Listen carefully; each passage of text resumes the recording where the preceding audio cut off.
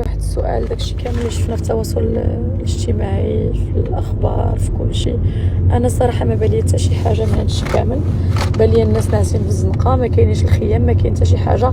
حتى الناس اللي صيفطوا الخيام وصيفطوا داكشي، تخيلوا بغينا نمونطيوهم حكا ما كاينش. شكون هذوك اللي قالوا لنا الوقايه؟ ما كاينينش صحاب الوقايه باش يمونطيوهم 4 الصباح. سيروا حتى الغدا.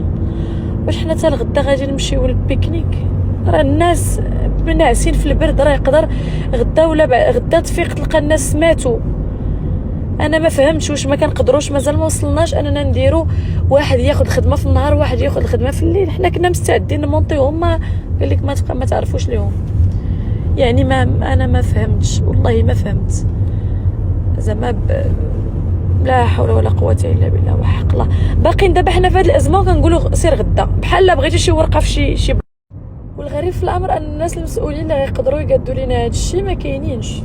ماشي ما كاينينش في المنطقه.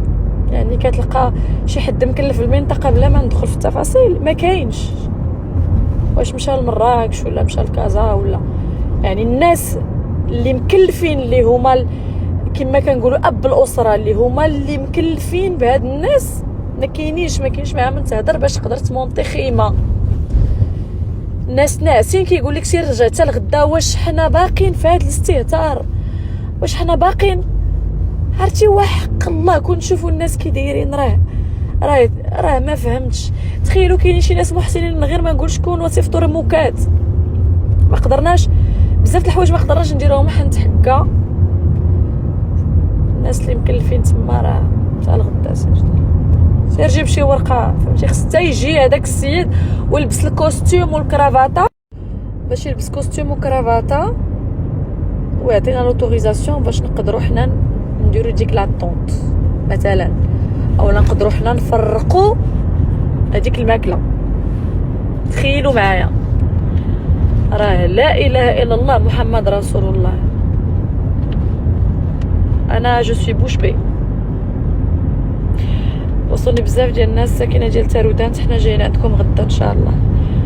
وصلني ميساجات ان تارودانت ما مشى لها حتى شي واحد، فما عرفتش شنو واقع. والله ما عرفت شنو واقع. حنا داكشي اللي كنشوف المشكله في القنوات ماشي هو هادشي اللي كاين. راه ما كاين والو، راه دير يدك تقطع.